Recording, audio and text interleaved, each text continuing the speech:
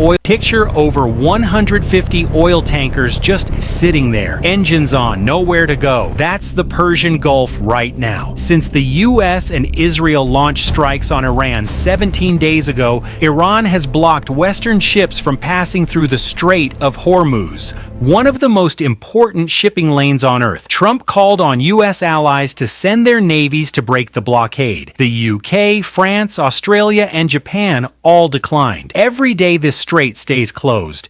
Energy markets feel it, and no one has a plan yet. Picture over. All right, shalom, shalom. Giving all praises, all glory, and all honor to Yahweh, Bahasham, Yahushai, Bahasham HaKakodash. Double honors to the apostles and the elders, a great millstone rule well. Peace and salutations to all you Akim out there preaching this truth throughout the four corners of the earth with truth and sincerity in your hearts and for the love of the gospel, all right? I'm the brother Shamar Yah, coming to you from the great millstone branch, Gary, Indiana, coming with another lesson. All right, this lesson is going to be about basically the current predicament of America and the Straits of Hormuz. All right, America calling on its allies, and its allies want nothing to do with them, right? And that's biblical prophecy. That's biblical prophecy playing out right before our faces. And only the elect is going to be the ones to pinpoint it and call it out. All right, so that's the essence of this video. And like I said, like when you watch the video that I have on the screen before you, it stated that America on Earth. Trump called on U.S. allies to send their navies to break the blockade. The blockade, right? It called on what? France, UK, Australia, and Japan all declined. Every day this strait stays closed. And they said what? They don't want to help. You know, and there's many articles on this. I just saw this video rolling across TikTok, but there's many articles on this. But I just wanted to pull it out in biblical prophecy, how the Bible lines up with these events, because the word prophecy means what? To say before. To say before it happens. So these words were written 2,000 years ago. And now we're still living out these words in the life that we're living now, 2,000 years later, right? So let's go ahead and get this. This is Revelation 17 when it talks about what? The mystery of Babylon. Yeah, 5 says what? It says, and upon our forehead was the name written, Mystery Babylon, the great mother of harlots, the abomination of the earth. This is the mystery because people don't realize that this is America.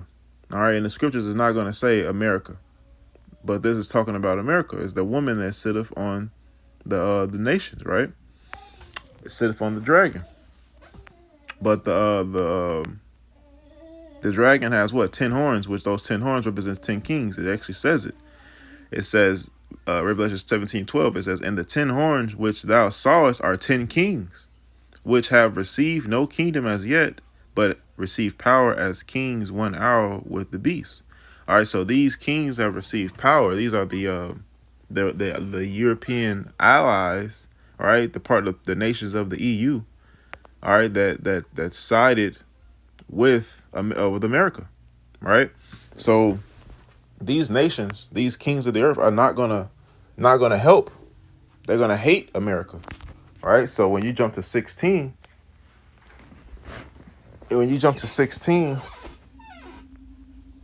it says, the 10 horns which thou sawest upon the beast, these shall hate the whore, right?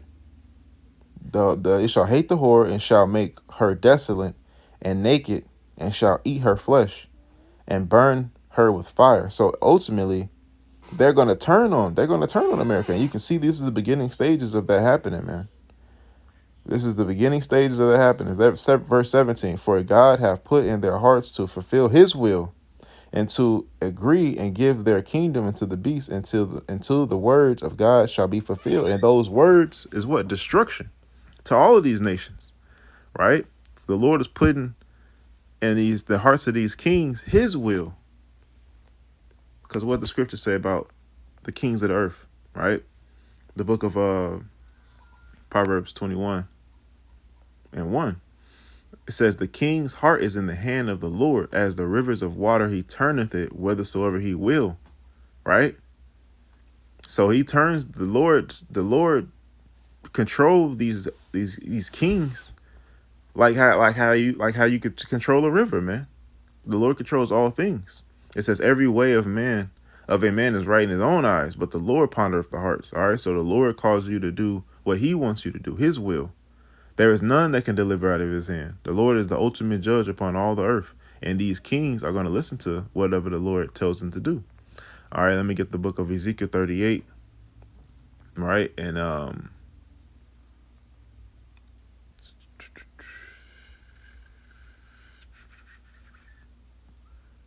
gathered many people against Israel. Oh no, it's not that. It's further down. It's 10. All right. It says Ezekiel 38 and 10. It says, "Thus saith the Lord God, it shall also come to pass that at the same time shall things come into thy mind, and thou shalt think an evil thought. And thou shalt say, I will go up to the land of unwalled villages. I will go to them that are at rest, and that dwell safely, all of them dwelling without walls, and having neither bars nor gates." So these nations are gonna run. These nations are gonna actually shoot missiles on America, man. Right? Because when you get the book of Joel, the third chapter, it tells you. I'm sorry, it's Joel 2. It tells you that these they shall run like horses. Those are talking about ICBM nuclear missiles. All right, and we can see the beginning stages of these nations turning on America. And then this is the job of the prophets to say it before it happened, but the scriptures already said it 2,000 years ago. Jump into the book of Obadiah, chapter 1, verse 7. I started 6. It says, "How are the things of Esau searched out? How are this hidden things sought up? All the men of thy confederacy have brought thee even to the border. The men that were at peace with thee have deceived thee and prevailed against thee. They that eat thy bread have laid a wound under thee. There is none understanding in him." All right, so the people of thy confederacy are turned against you, man. The people, because those countries that they were listed as allies, America's allies, UK, Japan, France, Australia, they wanted help and they refused to bring help. Why? Because they're turning against you. And this is the fulfillment of biblical prophecy, right? And ultimately, these nations are going to shoot. These nations are going to turn on you, man. Ultimately, shoot missiles on you. That hasn't happened yet, but that's the duty of a prophet, is to say things before they happen. This is the book of Jeremiah, chapter 50.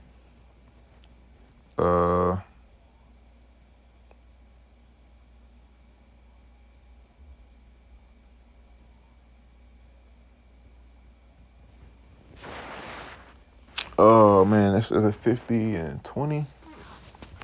Let me see.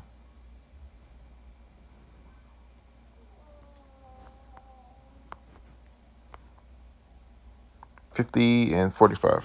I was way off. This is the book of Jeremiah, chapter 50.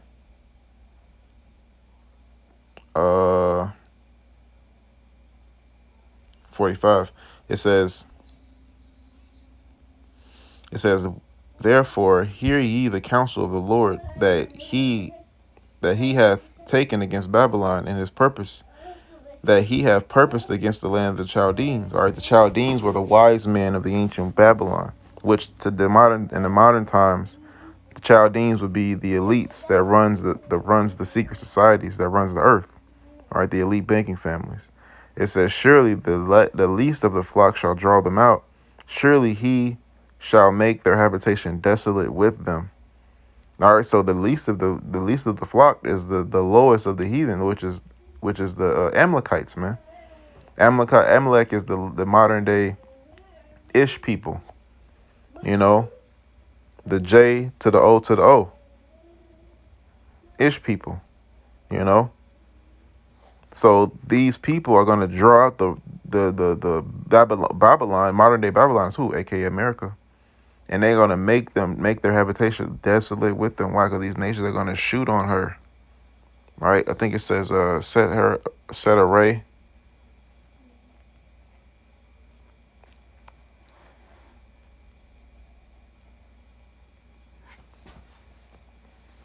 Let me get this in the blue letter real quick, because I know when you get 21, Jeremiah 50 and 21.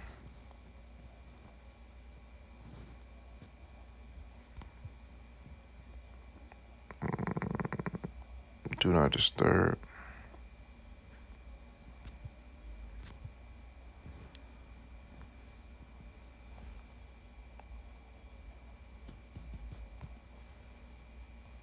Jeremiah 50 and 21.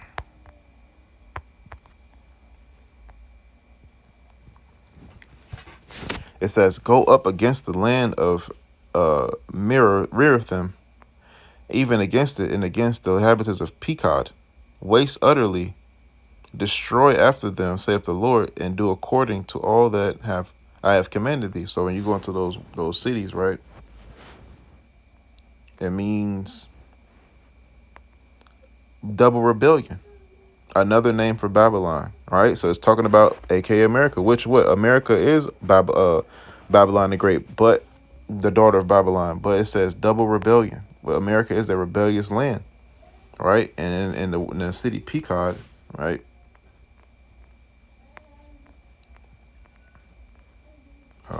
Pekod means visitation. All right. It says the people in Babylonian army, and the tribe to the southeast, Babylonian border of Elam. Visitation. And the Lord's going to visit this place. Right. It says a sound of battles in the land, and of destruction, and a great destruction. How is the hammer of the whole earth cut asunder and broken? How is Babylon become a desolation among the nations? All right, so Babylon is going to become that desolation. And it's the hammer of the earth because it used its military to drive all the nations into what they want to do. All these years, man. All of these years, even from the I'll say from like the 40s, when they dropped that bomb on Hiroshima and Nagasaki, America has used its military as a driving force to push these nations into what they want them to do. So it's known as the hammer of the earth. As I have laid a snare for thee, and it says, I have laid a snare for thee, and thou art also taken, O Babylon, and thou wast not aware. Thou art found and also caught, because thou hast striven against the Lord. All right. Verse 25, and I'll end it here. This is the Lord hath opened his armory, and he hath brought forth the weapons of his indignation. For this is the work of the Lord Yahweh of hosts in the land of the Chaldeans. All right, so the Lord brought forth his weapon of indignation. These nuclear missiles are the Lord's work, right? Because the Lord said, "What I have created the smith that blow the coals in the fire, man." You know, type in Smith coal. Isaiah 54 and 16, it says, Behold, I have created the smith that bloweth the coals in the fire, and that bringeth forth an instrument for his work. I have created the waster to destroy. So the Lord is the one that created this missile. He created the scientists to do this tedious work, to understand the science behind, nuclear elements, to get them to make a weapon. It's the Lord. He's did this. This is his work. And he's mustering the thoughts of the kings of the earth. And that was it. That's all I wanted to get. So Lord willing, this lesson was edifying through the power of Yahweh Ba'ashem Yahushai Ba'ashem HaKadosh. And until next time, Shalom.